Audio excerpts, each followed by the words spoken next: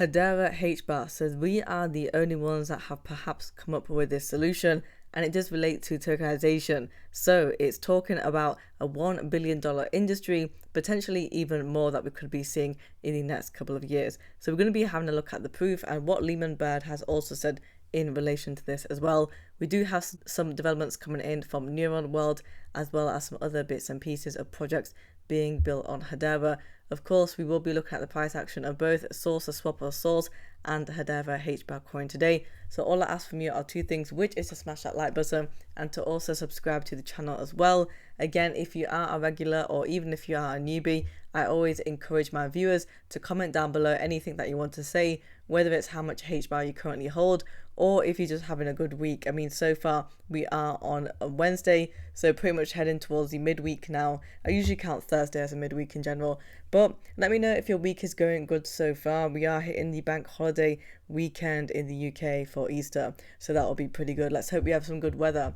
Now, coming in over here from Leemon Baird, this is something that you'll have to know about.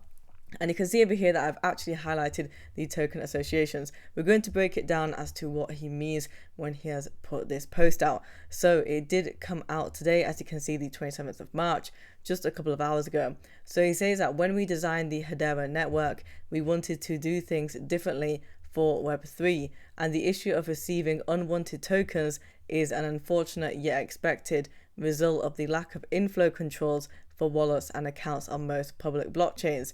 So of course, because of the fact that it's public, it means that you can be receiving any sort of tokens, whether you actually want them or not. So it's not really good in terms of that respect. And you'll see over here, he says that for tokenization to reach its true potential, users must have the ability to control the limits of how they want to interact with their respective network. And that's why we have implemented token associations and also receiver signature capabilities on Hedera, providing secure and flexible safeguards against unwanted spam and crypto dusting attacks for both enterprises and individuals alike. So this is a really good concept because it means that you as an individual obviously has a control as to whether or not you want to be accepting those tokens. And this is a big problem when it comes to tokenization in general, because there are some people that aren't expecting tokens, but unfortunately they have these unwanted tokens in their wallet that of course they don't want. It's pretty much self-explanatory. But again, if we're able to tell our wallet, look, these tokens I don't want and I'm not expecting to receive them, then put them to a side, but these tokens I do want, so of course you can receive them.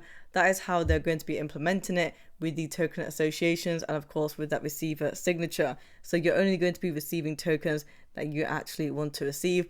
I definitely think that it is going to streamline it a bit better and also make it more efficient as well in terms of that, because the technology is pretty much intelligent now, because it's going to understand whether or not you want to be receiving those tokens. So that is a pretty good development that we have. And I think that when it comes to tokenization, a lot of other people will also be using this too, because of course we have companies in this as well. And so this is just something to remember when it does come down to this and what Hedera are solving as well. And when it comes to the efficiency, not only that, but also making it a better user experience too. Coming from Neuron World, we have this picture, as you can see, with the sensor. And so they have now installed a sensor at Land's End Airport last week, and the guys in ATC, so that's your air traffic, I'm assuming, control, have been super helpful and are very excited about being part of the future of flight tracking. And we now have a backlog of airports waiting for their sensors. So we've got two bits and pieces of information right here. First off, you can see that they have now installed this sensor at Land's End Airport. I'm not quite sure if that is down in the south of the UK. It might be, because I've never heard of that airport before. It definitely doesn't seem like as if it is a main airport compared with, for example, like Manchester or London. But still, these sensors are essentially what is going to be receiving the data when it comes to the flight tracking of the drones. And so they will be able to send and obviously receive that data every couple of seconds. And of course, it is relevant to us because it is built on Hedera. But the second big piece of information that we have over here is that they now have a backlog of airports waiting for their sensors. And so I'm assuming that what could be the case is more popular airports, let's say for example, could actually be inputting their sensors. That could be one scenario. However, I think that we could actually be seeing these sensors come in to play at the smaller airports first, just as kind of like maybe some sort of mini trial, so they can get the smaller airports done before they then go big and out to the larger airports. I mean, let me know down in the comment section below as to what you think about that, but that seems highly likely as opposed to going to London Heathrow or London Gatwick. Get these sensors in at the smaller airports, see their capabilities, and also with the flight tracking data, run that trial for a couple of months, and then of course go to the larger airports. Another project that I really do like when it comes to Hedera, Neuron World, so definitely keep your eyes out on them too. Coming in from Hbar Foundation, we have the team at Legends of Past, our core players in mobile game Fire on Hedera and in France, with the team including Clash of Clans. I'm more than sure that you've heard of that, and Assassin's Creed and Brawl Stars. I've not heard of Brawl Stars, a game, but I have heard of Clash of Clans and Assassin's Creed. Obviously a very popular game. I mean, you got over 4 million followers on the X page, and same with Clash of Clans. But with Brawl Stars, you have 1.3 million followers, still pretty good. And more. So Legends of the Past are one of the most anticipated games in development. And actually, if we just have a look at their X page, I am more than sure that I have seen a tweet that said that they were giving away some Hbar. So you'll see over here, it says that it is a 3D multiplayer game. And we also have Cleo, who is a character. So if we just have a look at the giveaway for the Hbar, so you'll be able to see what you actually have to do. I think it's in relation to a competition if you win a certain prize. So you can see this is it. It's on the 8th of March where it said they're going to be organizing their first tournament. And for the champions, if you finish first, glory will be yours. You get 1,000 Hbar for yourself and 3,000 Hbar for your committee. If you want to participate and don't have a clear to apply as a champion, you just have to answer these 3 questions. May the odds ever be in your favor, so you can get some Hbar for yourself. And again, it seems like one of these games where it pretty much is battles, so that's good. Let's have a look at this video coming in from Hbar Bull. He was speaking with the co-founder of Karate Combat, talking about the fact that they want to be the crypto's first sport. So we know that Karate Combat in general are pretty good when it comes to their marketing and also what they're doing in terms of their objective too. We always see Hedera and Salsa Swap on the pit as well when it comes to the fights. So let's take a look at this. Yeah, it's massive. Our goal, we keep saying it, but our goal is to be crypto's first sport. Crypto has finance, art, computation. It deserves a sport. That's what we want to be.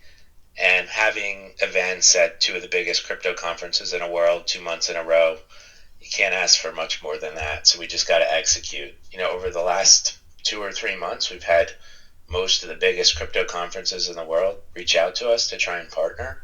So I'm really excited to show everyone what we can do. Both of these events will have over 15,000 people at the conferences, and getting those conference attendees to Karate Combat is really the best way to show off everything. So obviously those numbers are pretty high, over 15,000, and I think that Karate Combat are doing pretty well anyway these past couple of months that we've seen. But you'll see over here that we have the event token 2049, and that will be happening, I think on the 16th or 17th of April. So we only have roughly around about 2 weeks now until it happens. But I am definitely looking forward to Karate Combat becoming crypto's first sport. That's something that is very exciting and obviously within the development. So let's have a look at the price action of Source today. We are currently trading at 15 cents. We are down by 7.5% on the 1-day chart. For the 24-hour volume, we are down by 21%, and we are trading at $2.1 million. If you have a look at the 7-day chart, we are up by 10.93% despite being down on the day. I mean, if you have a look at the start of the week, we were trading at 0.1475.